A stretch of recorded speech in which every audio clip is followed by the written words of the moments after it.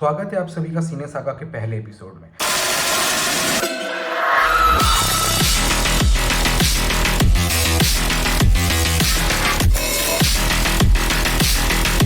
जैसे कि हम सब जानते हैं कि सोनी वाले स्पाइडरमैन के अलावा एक स्पाइडरमैन यूनिवर्स सेटअप कर रहे हैं, जिसका 4th इंस्टॉलमेंट हमारे सामने आ चुका है।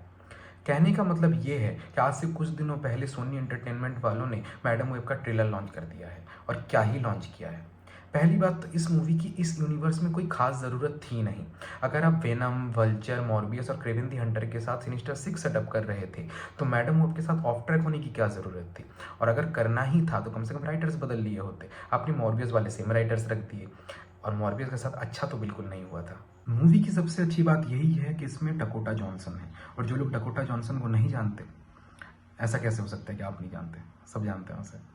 खैर, ट्रेलर में वापस आते हुए ये ट्रेलर अपने पुराने सोनी स्पाइडरमैन मूवीज की तरह वही Gothic and mysterious musical tone के साथ स्टार्ट होता है, जहां पे अपनी डकोटा जॉनसन कसांद्रा वेब का रोल प्ले कर रही हैं और एक 4 स्टार डाइनर के अंदर एंटर करती हैं। वहां पे उन्हें 3 लड़कियां बैठी हुई दिखती हैं, जिनके बारे में हम आगे चल के बात करेंगे। और उसी जगह पे कुछ देर बाद एक रेड एंड ब्लैक सूट में sinister kind Spiderman looking guy की एंट्री होती है।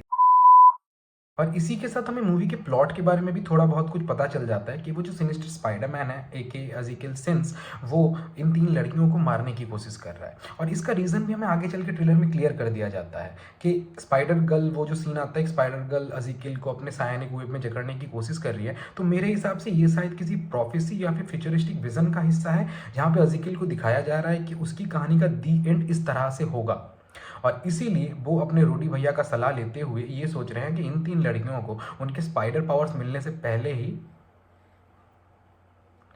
ना रहेगा बांस, ना बजेगी बांसुरी। लेकिन इन्हीं सब के बीच में एंट्री होती है कसांद्रा वेब की।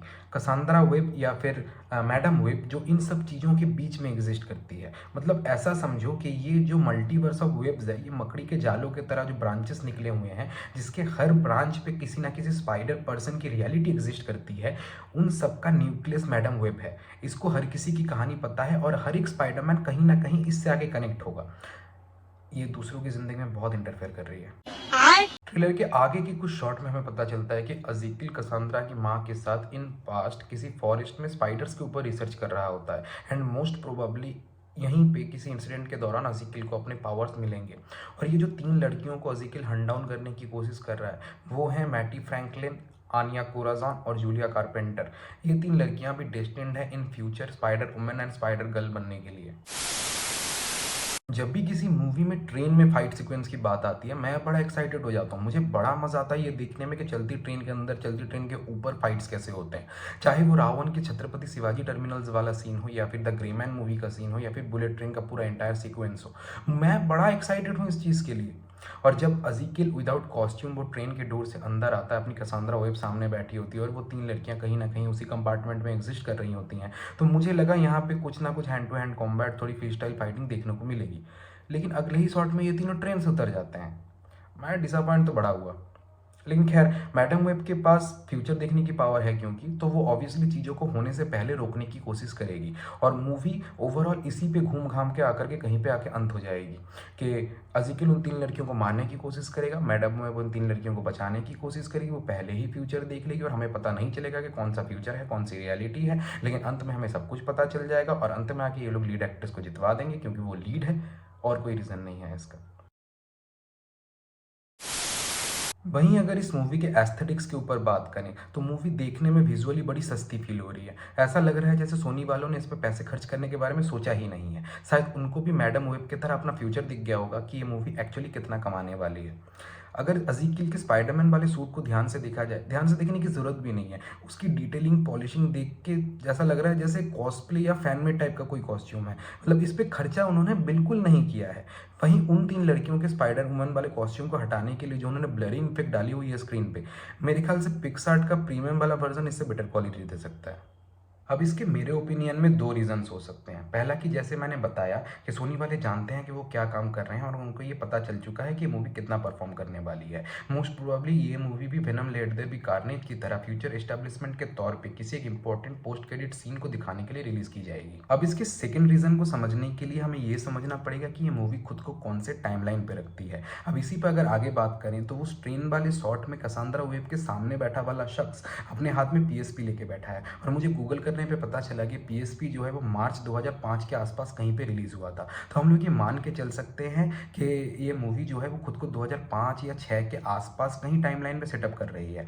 और सेकेंडली वो ब्रिज वाला शॉट आपको याद है जब कैसेंड्रा वेब नीचे गिर रही है और उनको एक शख्स हाथ देके बचाने की कोशिश कर रहा है लेकिन अंत में बचा नहीं पाता है। तो मुझे कास्टिंग देख के पता चला कि वो है एडम स्कॉट और वो रोल प्ले कर रहे हैं बेन पार्कर का, जिन्हें हम अंकल बेन के नाम से जानते हैं। और इस मूवी में अंकल बेन बहुत यंग है, तो ऑब्वियसली ये मूवी करंट टाइमलाइन की तो बिल्कुल नहीं है। देन इस मूवी में जितने भी फ्यूचर ग्लिम्सेस या विजन्स वाले शॉट हैं वो फाइनल डेस्टिनेशन की झलक कहीं ना कहीं छोड़ जाते हैं। वो कैमरा रिवाइंड होकर दोबारा प्यूपिल तक पहुंचना, वो शॉकिंग एक्सप्रेशन के साथ सीक्वेंस से बाहर आना, ये फाइनल डेस्टिनेशन की याद तो बिल्कुल दिला रहे हैं।